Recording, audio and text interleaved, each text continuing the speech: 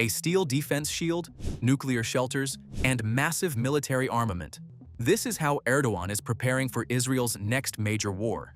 As for Israel, many believe it now sees the Turkish president as the next target after eliminating the Iranian regime. Official and semi-official reports in Ankara have announced something serious. We are preparing for war. So how is Turkey planning to confront a potential Israeli attack? And why does Ankara believe it could become Tel Aviv's next target? We discuss all the details in this video. But first, don't forget to subscribe to the channel, activate the notification bell, and leave your comments and suggestions below. We are dealing with a plan targeting Turkey, and we know how to respond. In simple but direct words, Turkish President Tayyip Erdoğan declared his challenge against what he described as foreign conspiracies. Erdoğan stated openly, "We know the scenarios being written behind closed doors." He emphasized that Turkey is prepared to confront what he called malicious schemes and dirty calculations.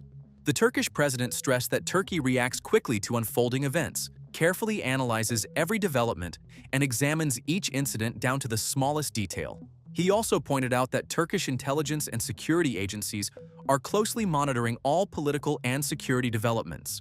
These statements came alongside the US-Israeli war against Iran, reinforcing the Turkish belief that Israel intends not only to dismantle the Iranian regime, but eventually confront Turkey as well. Turkish think tanks, official sources, and analysts have repeatedly voiced this concern.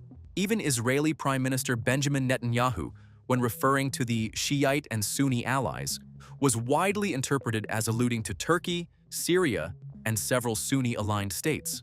Turkey has already begun preparing for what it sees as the coming conflict. Turkish intelligence officials have spoken publicly about it, while Erdoğan's government has begun implementing a Turkish version of Israel's Iron Dome.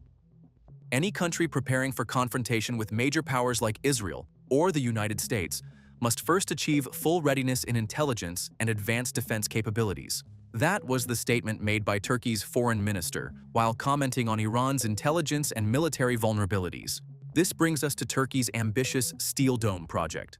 The Steel Dome is considered the largest air defense project in the region, with an estimated value of around $6.5 billion. Inspired by Israel's Iron Dome and America's proposed Golden Dome concept, the project aims to establish Turkish military superiority on a regional scale. The Turkish government has signed massive contracts with domestic defense companies such as Aselsan, Roketsan, and Havelsan to develop a multi-layered missile and air defense system. The system integrates radar networks, missile batteries, command and control centers, electronic warfare systems, all under a unified defense umbrella designed to counter drones, short-range missiles, long-range missiles, and advanced aircraft. Ankara has reportedly already received the first batch of equipment, including ALP radars, HISAR and Cyper air defense batteries, and advanced electronic warfare systems, signaling the transition from planning into actual implementation. Turkey considers this project a strategic necessity, especially after the October 7th war, the first Iran-Israel confrontation, and the second US-Israeli-Iranian conflict. The Turkish military is also working to establish a shared aerial defense picture through integrated data fusion networks, connecting sensors, threat detection systems, intelligence platforms, and command infrastructure into one AI-supported decision-making system capable of responding in real time. Erdoğan himself stated on October 9, 2024, at the Turkish Aerospace Industries headquarters, "We now understand even more clearly the importance of multi-layered air defense systems for our security. If Israel has an Iron Dome, then we will have a Steel Dome. We will not stand by and ask why we do not possess one." After strengthening external defenses, Turkey also began focusing on domestic preparedness.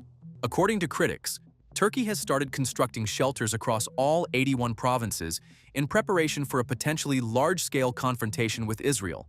The pro-government A Haber channel reported that President Erdoğan instructed the cabinet to begin studies for a nationwide shelter construction project to be carried out by TOKİ, the state housing authority under the Ministry of Environment and Urbanization. Officials emphasized that the purpose is not to spread fear among citizens, but to ensure preparedness and precautionary measures amid growing instability across the region. Large-scale shelter projects were reportedly proposed during a cabinet meeting, after which Erdoğan ordered their implementation throughout the country. When facing threats from both inside and outside the country, internal stability becomes just as important as military power. This is something Erdoğan understands well. Turkey has increasingly moved against opposition groups and political rivals. Kurdish militant factions linked to the PKK, followers of Fethullah Gulen, elements associated with the People's Democratic Party, HDP. At the same time, Ankara continues efforts to finalize agreements with the PKK, while pursuing members considered dangerous to state stability, especially those who could exploit any future crisis or foreign intervention. Turkey and Israel clash in Syria.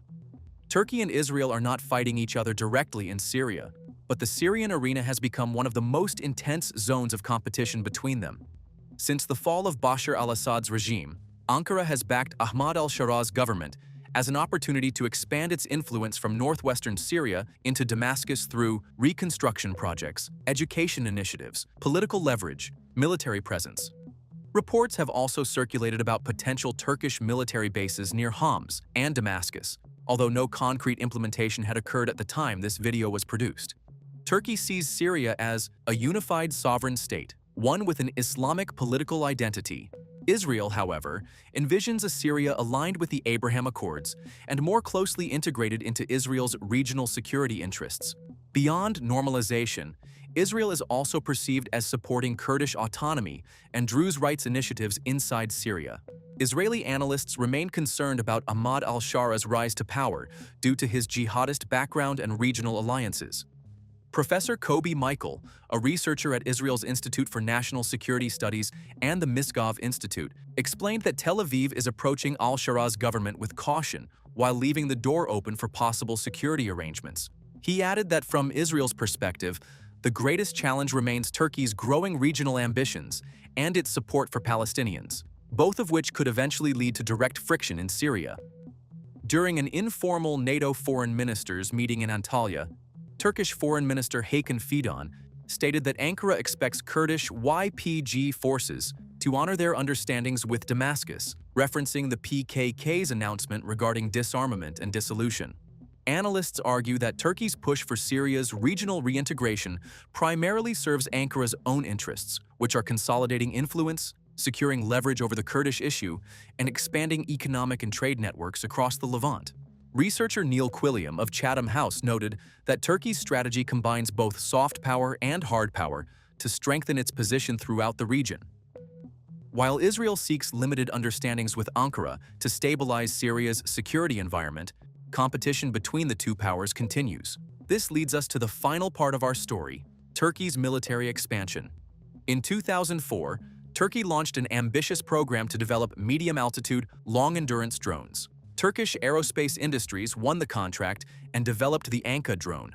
Despite early setbacks in 2010, including crashes and European supplier refusals to provide engines and key components, Turkey continued investing until Anka officially entered service in 2013. The real turning point came with Selçuk Bayraktar and Baykar Technologies, which developed the Bayraktar TB2 armed drone equipped with laser-guided munitions. It quickly became a central tool in Turkish military operations both domestically and abroad.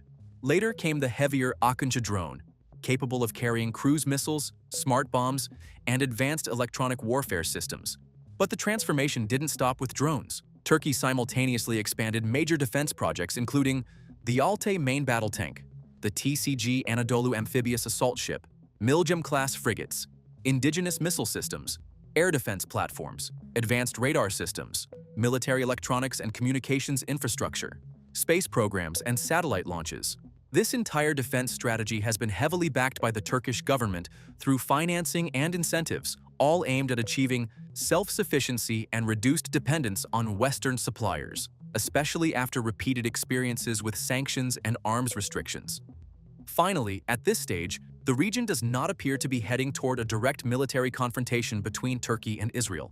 Instead, it seems to be entering a long-term strategic rivalry between Ankara and Tel Aviv. Their interests collide first in Syria, then across wider regional influence maps. Under Erdoğan, Turkey is betting on integrated defense systems, a domestic military industry, and a resilient internal front to claim readiness for any future scenario. Israel, meanwhile, continues operating under a preemptive security doctrine that rejects the rise of powerful regional rivals unless they can be contained or countered. So the real question becomes, are we witnessing a forced coordination dictated by reality, or merely a delayed clash of influence waiting for the right moment to explode? Let me know your thoughts in the comments. See you in the next video.